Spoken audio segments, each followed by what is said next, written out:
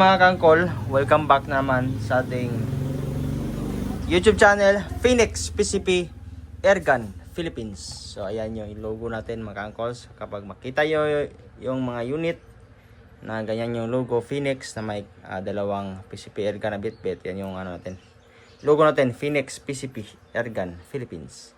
So ngayon magbubuo tayo ng isang unit na Phoenix 6, pero budget meal lang. Kasi hindi sinama ni Sir ang bat stock. Sabi ko sa kanya, Sir, isa lang yung ating gel core bat stock. Ito kasi yung gustong pakabit niya, kaso isa na lang to. Medyo may kamarin kasi, kaya sabi ko, bili ka na lang online. Ang ganda kasi nito is na mayroon siyang cheek riser. Yan. Na-adjust yung dito para maging mas komportable ka. Tatama dito sa pisngi mo. Kapag sisilipin yung mong scope, mas komportable siya gamitin. Last piece na to, meron naman sa Lazada, madami to. Nasa 1,000 plus 1,300. Hindi kasama to sa in-avail ni Sir. From Iloilo, Barbara Iloilo, Sir, Kit French. Pag base to. Kit French. Barbara Iloilo. Phoenix 6 receiver, trigger, Taiwan regulator, buffer tube, carbon fiber tank, 0.36 liters, DBB barrel. So ilan ba to? Ilang piraso? Grip. 1, 2, 3, 4, 5, 6. Bilangin natin. 1, 2, 3, 4, 5, 6. So yan lang yung inabil niya. Hindi kasama yung silencer. Parang siya natin bibili. Tapos magkano lang yung binayaran niya nito. So down payment siya ng kalahati. Tapos yung kalahati kapag mabuo na lang. Magkano lang yung buo niya nito? Nasa 30. Ito lang, sa 35. Ang ganda na. Naka DBB barrel, tapos Phoenix 6 pa, 35 plus. 36. Basta yung total nito plus 3,000 na labor, assembly, tuning, leak test. Yan yung ano natin. Kung gusto yung bubuo, pwede kayong bumubuo para hindi kayo magbabayad ng 3,000 para sa labor. So, buuin natin ang isang Phoenix 6 receiver. Yan yung Phoenix 6 receiver natin. Kagandaan kasi yung isang Phoenix receiver. Kung gusto kang magpalit ng Phoenix 4, ito. Tanggalin mo lang itong kanyang receiver. Palitan mo ng Phoenix 4, Phoenix 3 na receiver. Tapos meron tayong ongoing din na Phoenix 5. Magagamit pa din yung kanyang tactical trigger. Pag gusto mo gawin pang stock, pwede naman to. Tanggalin lang itong kanyang buffer tube adapter. Kaya palitan ng woodstock trigger, meron din tayo available pag gusto mong gawin pang woodstock. Kaganda ng kanyang railings. Tapos yung Phoenix 6 natin, nagandahan kasi meron siyang lagay ng accessories to, flashlight, laser dito kung gusto mong magkabit. Yan. Tapos yan yung butas niya, kasya yung 24mm na carbon fiber tube dito ilalagay. So, Phoenix 6 receiver. So, buuin na natin. Ligtis natin.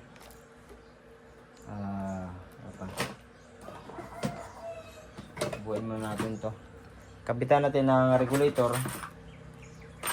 Tapos, ligtis natin. Kabit natin yung tangke.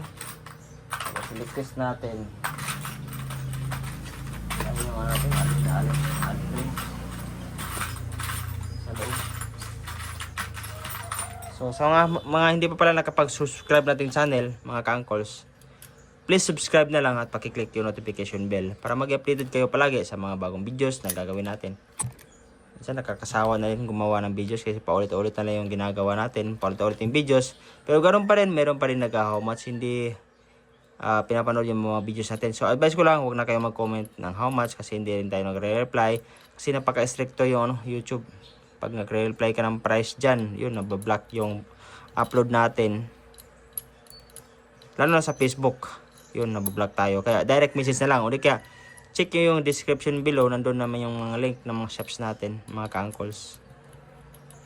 Wala yung natin, mahaba na, Sana yun. Mahaba na allen rings.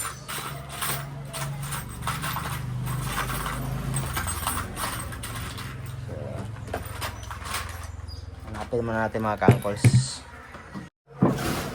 So nandito na mga ka-uncles. So yung mga latest design natin, naka M29 itong ito. Ito ang kanyang tactical adapter.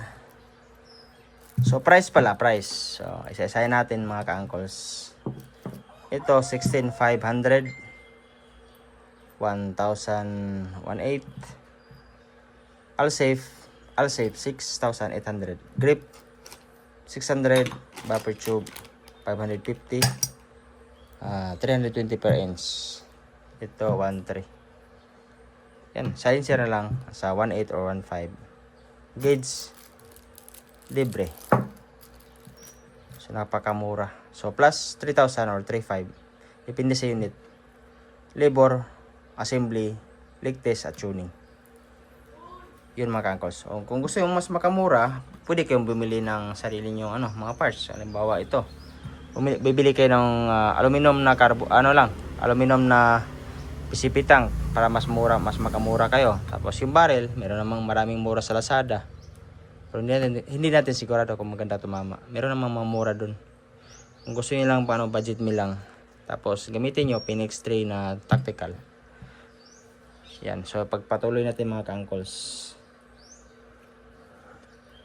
Sa regulator, tanggalin natin ito. Yung mga ka-uncles, tanggalin natin yan. Kasi kung kahit anong karga mo yan sa tangke, wala lalabas na hangin dyan.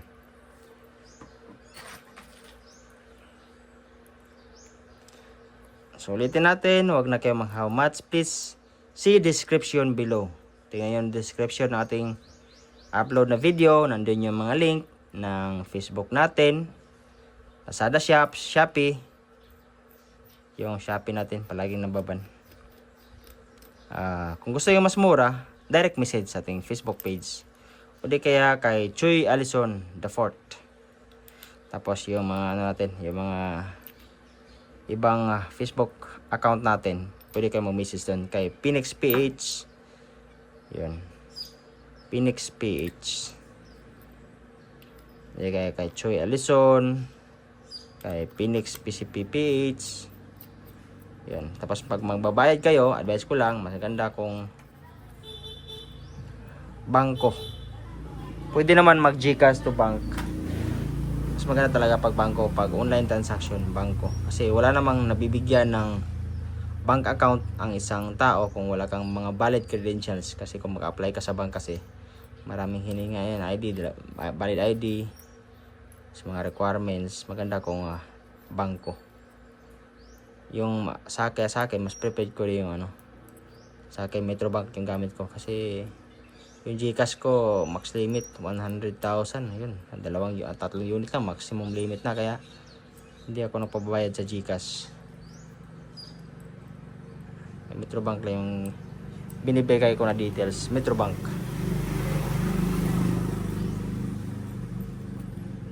Kakabit na natin ang natanggal na natin. Tapos may itong lagyan natin ng extra o-ring dyan.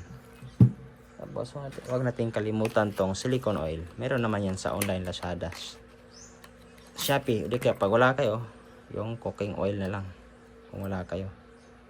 So, kung bibili pa kayo nito, antay pa kayo ng ilang araw bago dating silicone oil para hindi magasgasan. Kaya may sabit-sabit, magasgasan ng ating o-ring. Lubricant na din sa o-ring. Kapag pasok, smooth na smooth siya mga ka-uncles. Yun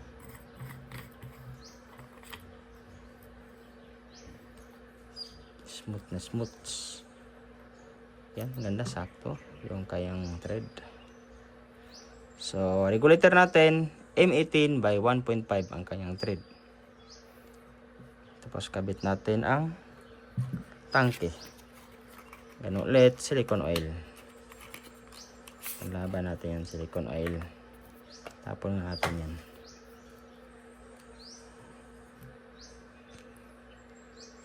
Salamat mga ka-uncles sa patuloy yung suporta sa ating YouTube channel, pati na din sa ating Facebook page.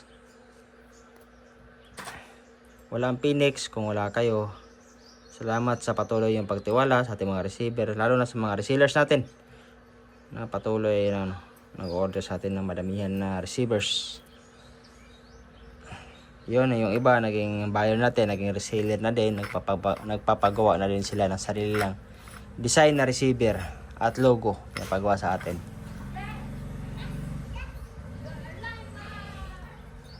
Yan.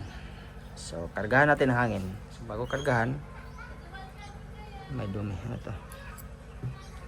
Kabit mo natin tong gauge. Mas prepared ko yung o-ring na ikakabit sa doon sa gasket. So thread ng ating mga gauge is M10 by 1. So karga natin para maligtas. Yan mga ka-uncles. Tapos magkarga tayo ng hangin. Assuming kung wala kayong PCP compressor, maganda kung mayroon kayong ganito, power bank, tawag natin dito, power bank or maintenance kit. Ganito, meron naman nabibili yan, Shopee, Lazada. Yan mga ka-uncles. Wag yung isa kasi na parang may regulator, mahal yun, nasa 2,000 ito, mura lang. 1,800 ata to. So meron tayong in-order nito, i-import natin, meron tayo nito. Kasi kung diretso mo karga ng PCP pump, so pwede naman kung wala siyang leak. Yung isa, hindi kaya dalawang tao, yung isa maghila sa pin, yung isa magkakarga. So pwede din habang hiniikot, pwede kayong magkarga. Kaso minsan nga lang kapag side lever yung receiver, mas mahirap siya kasi hindi mo mahila yung pin. Lalo na kung mag-assemble kayo tapos may mga leak sa dugtungan, mas mahirap siyang kargahan kung pot pump lang. Maghabol ka ngayon. Maganda kasi kung meron kang ganito. Kasi ito kasi tangke. Tapos bili ka lang regulator. Yan. Huwag mo tanggalin na pin. Pwede mo na itong kargahan yan. May hangin yan mga ka-uncles. Pwede ito mong kargahan ng pot pump. Tapos kabit to. Kabit natin. Tapos pwede mo nang i-kargahan yung receiver mo. Biglaan. Para mag-set yung kanyang acetal valve. Para mag-set siya. Saka mo ngayon iligtas. Yan ang kagandahan nito. Maganda kung meron kang ganito mga ka-uncles.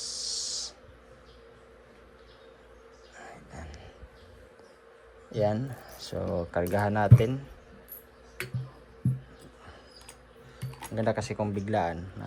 Di kaya scuba tank. Kung wala kang scuba tank, wala kang specific compressor, si mahal din yung scuba tank. Maganda kung kahit meron kang ganito. Magagamit mo din in the future kapag mag-maintenance ka ng PCP mo. So sirado natin. Ayan. So yun, pwede nang kargahan.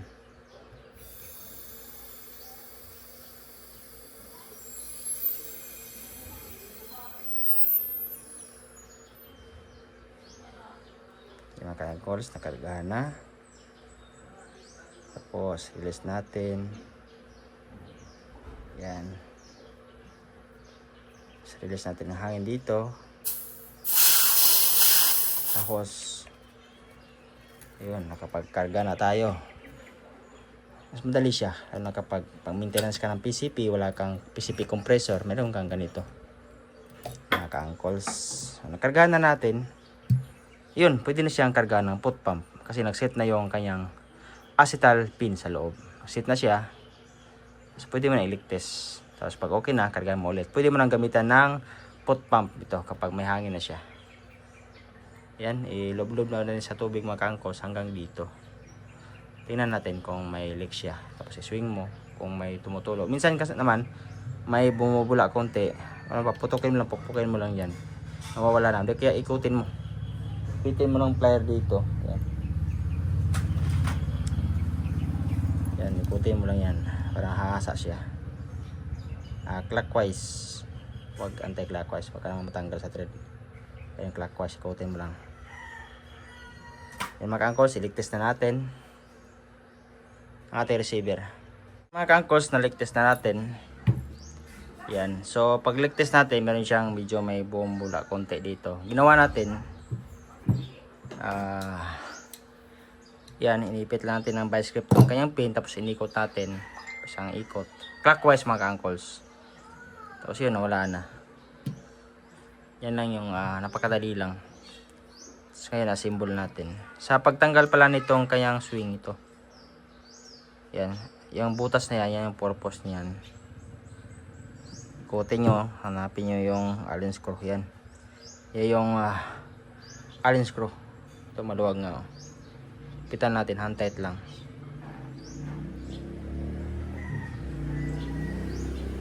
Ipitan mo natin to. Yan. Kasi hindi nagpitan. Ipitan natin.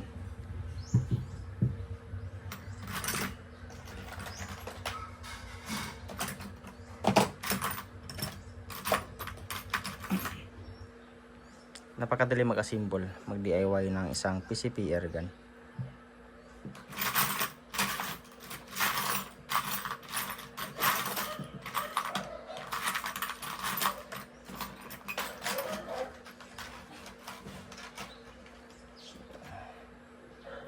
Yan mga uncles, si description below. Andin yung mga link ng mga shops natin. Lazada, Shopee, Facebook page. Pag masyado namang mahigpit, pwede nyo luwagan to. Ito, sa akin, okay na to sa akin. So, yan. Assemble natin. Kabit na natin ang kanyang tactical trigger. Sa pagkabit, ikasan nyo lang. Tapos, iwasan nyo mahawakan to. Baka kasi magulat kayo. Bigla pumutok. Ganyan kasi malambot yung natin trigger. Yan o, mga kangkol. Malambot lang. Tapos, hindi siya, yan, bumibitaw.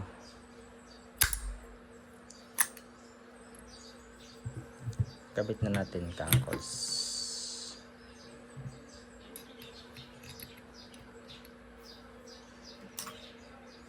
Yung tactical trigger.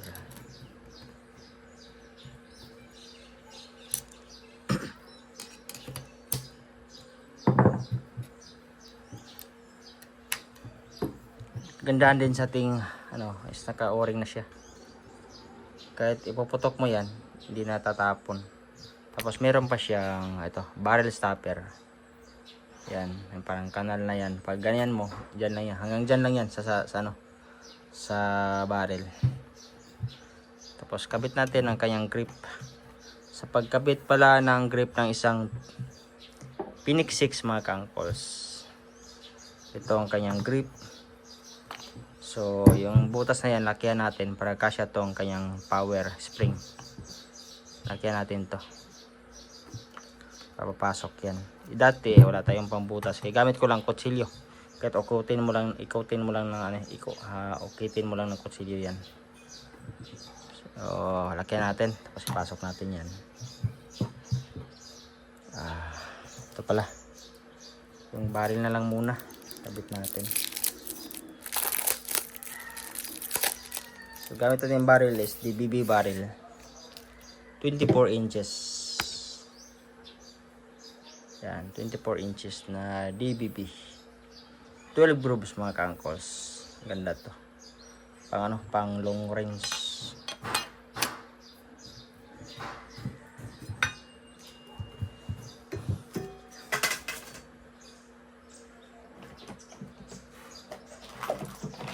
Long range. Yung iba naman gusto compact design para mas maikli, mas madaling maneuver kapag compact. Kasi kung mahaba din, tapos maghunting ka, mahirap din igapang mga kangkols kapag mahaba. Pero maganda siya pang long range. Kaso sa hunting naman, madalas naman yung target 20 meters, 30 meters. Yung iba, compact design lang yung pinapabuo sa atin. Yan. Sakto yung barrel.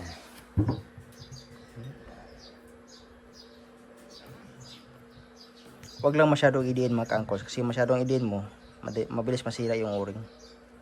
Yung lang, saktong lapat lang. Yan. Kamu higpitan. Malaki yung allen screw na ginamit dito. Kaya hindi siya basta nalos thread, tapos hindi siya naka coarse thread din siya, hindi siya fine thread. Tapos yung material na ginamit nating receiver is matibay. Mga uncles,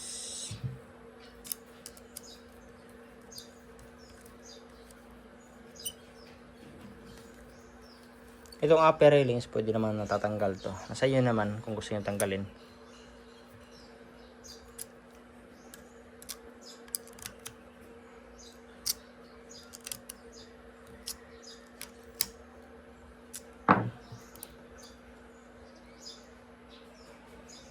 Masyado masikip. Masyado masikip.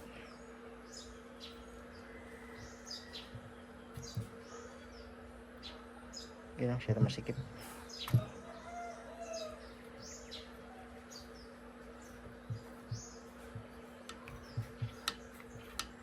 Kulang lang sa smooth.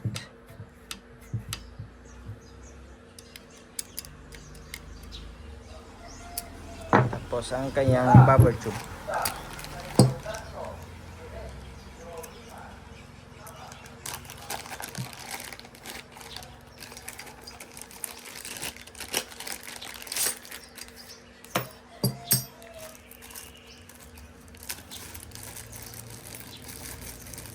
Ito, wala na to, tapon na to.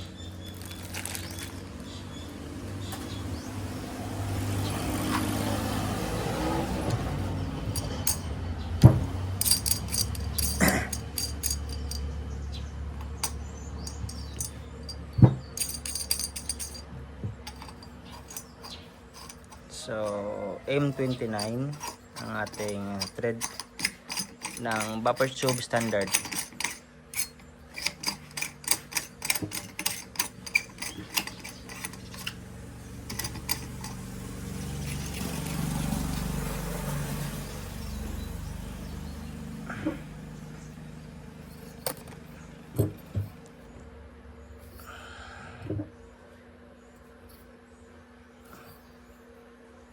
Yan.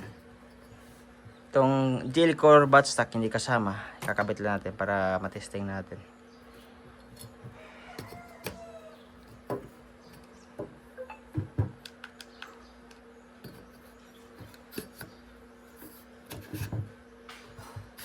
Yan.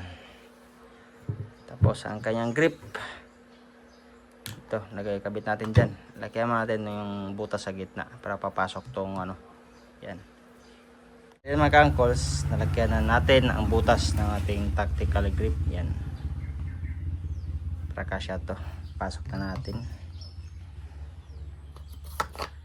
Yun. Swak na swak.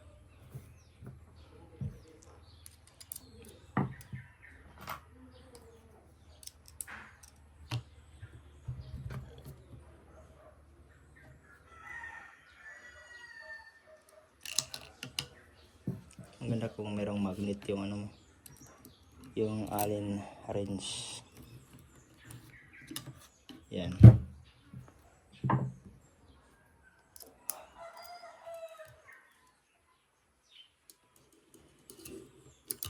Hindi ko marapang ipasok. Forward na natin. Mga-uncles, nakabit na natin ang kanyang grip. So ngayon, ikakabit natin ito. Yung shrinkable tube. Ewan ko kung pasok. Pasok. Shrinkable tube para mas pugi.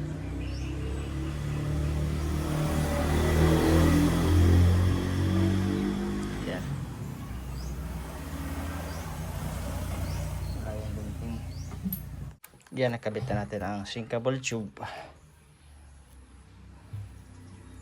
Yan. Ano natin, blower na lang.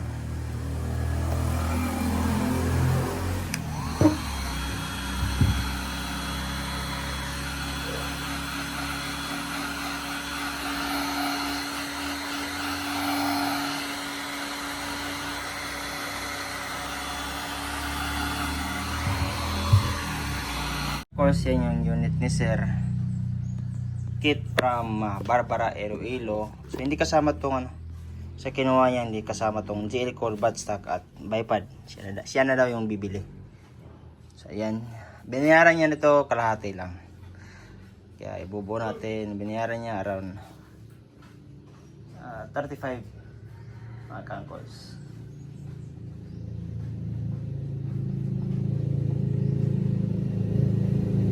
Yan, so natin ang kanyang muzzle velocity kung gaano siya kalakas. Yan, Alsif tank 0.36 liters, Taiwan regulator, Phoenix 6 receiver, trigger, grip, buffer tube, DBB barrel 24 inches. Nga pala, kasya yung ano dito. Yung 500 mm na carbon fiber sleeve. So yan na yung nakabit natin. So test natin ang kanyang power kung gaano siya kalakas mga ka-angkles. So test natin ang Phoenix 6 with 1,800 output. Yan. 24 inches barrel DBB. Gamit natin pellet is Astro.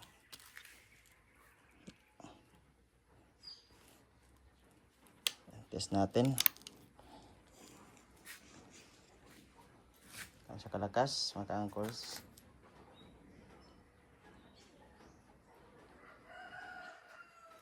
Ano natin? Ito, tamaan ng bakal.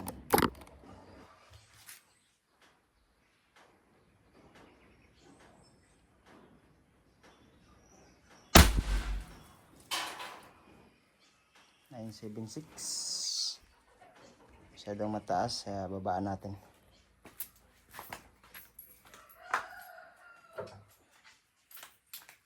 .976.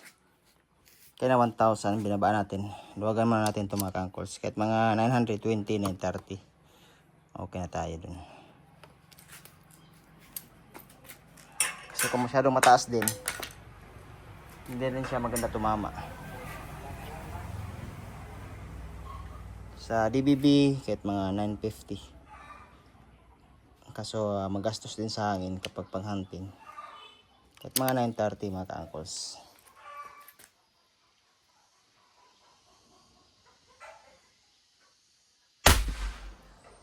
.71. Pag-adjust, ito lang, luwagan nyo lang. Yan.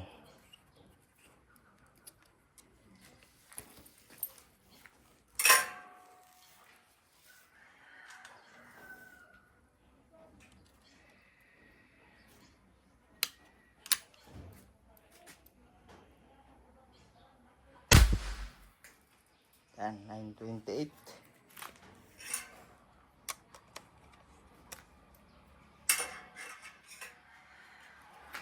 Mga ka-angkles, ang receiver Phoenix 6. Lakas. Lagyan natin scope, tapos ano natin, tune natin kung saan siya maganda tumama. Nabuo na natin yung unit ni Sir Kit Prangi. Ang pagbasa ng pangalan nito, Prangi or Franz, from Barbara, Iloilo. So ito yung unit mo, sir. Yung Inavil niya, hindi kasama yung scope, hindi kasama tong jail core buttstock, hindi kasama tong bipod. So short review muna tayo. DBB barrel 24 inches, so hindi kasama din silencer. 12 grooves, 16mm outside diameter, Alsif recommended.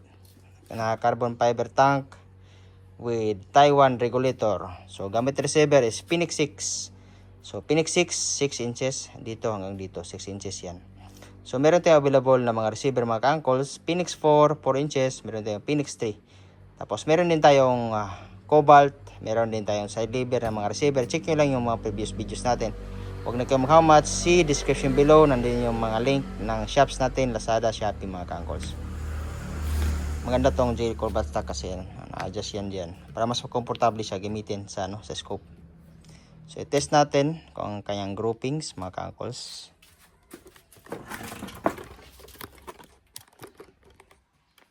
Yan, gawa tayo ng butas, panibagong butas. So natuna natin ang kanyang scope. Natuna natin. Yan. Hanap tayo na yung bakante. Yan sa ibabaw. Sa ibabaw yung dahon na yan. Na wala pang butas. Gawa natin.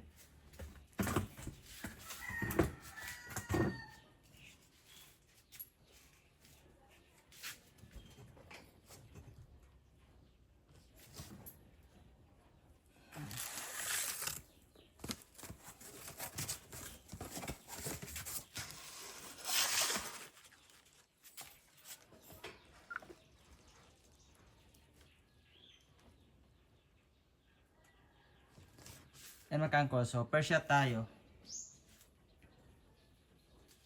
First shot, pakita mo natin ang unit. Kung paano siya gamitin. Swing. Lagay ng pellet.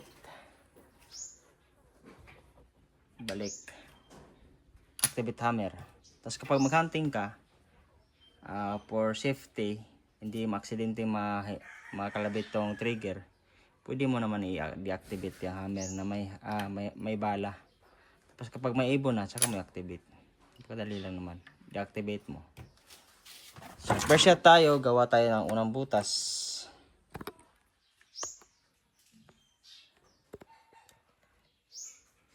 Sayang natin. Sabi ang gagawin yung target. Dito. So, first shot. Unang butas. Group. Test natin ang kanyang groupings. Kung gaano ka-tight. Ayan, groupings. Na-tuna natin. So, first shot tayo mga kangkols.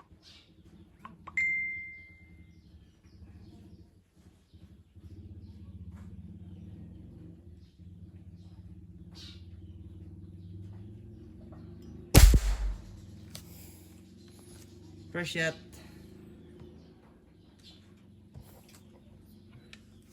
Second shot. So, ganun pa rin. Yung target natin.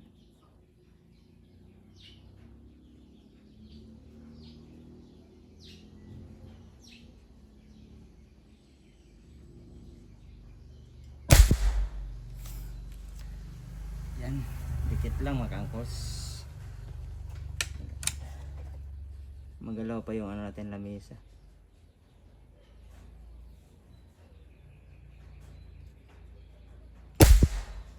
Yan, pilit to pilit.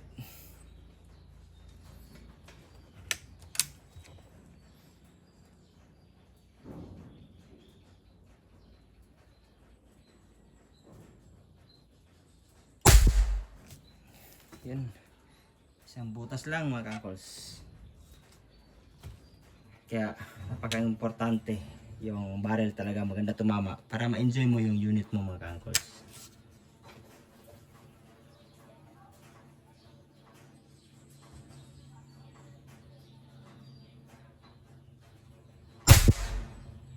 Yan nga na, isang butas na lang. So, try nating putulin yung tangkay niya. Putulin, tanggalin natin daw na yan.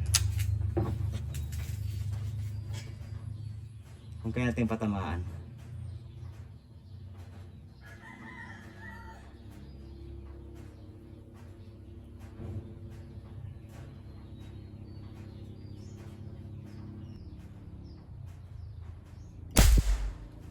Yun, tanggal. Ay ganda, tumama mga kangkos. Ay ganda. So ayan yung unit mo sir. Sir Kit Prangi or Franz pagbasa ng pangalan nito. From Barbara, Iloilo. All goods. So karga natin, electric natin ulit. Check natin ilang araw, 2 araw kung hindi bababa yung pressure niya. All goods na yung unit mo sir. Thank you sa pag-subscribe. So ganun din yung buyer natin galing din sa YouTube. Siya na din ng pumili ng parts na ikakabit. So, ibobo natin. Yung una, gusto niya bumuo. Gusto niya mag-DIY. Tapos, napag-desisyon niya, ako na lang bubuo ng unit niya. So, kung magtatanong kayo sa ating Facebook page, mag-send kayo ng picture or kung ano yung part na gusto niyo ikabit. Kasi marami tayong mga units, marami tayong receiver. Hindi natin alam kung ano yung ibig sabihin nyo na tinatanong na unit. Kaya binabalik ko din sa inyo yung mga tanong ninyo. So, ganun pa rin. Huwag ka na kayong mag-how much sa comment. Sa description below, nandun yung link ng Lazada natin, Shopee, Facebook page, mga kangkols. So, all goods. Phoenix 6 receiver, all black. Meron tayong available nito, army green, meron tayong gray. So, yan mga kangkols. See you in the next vlog. Thank you.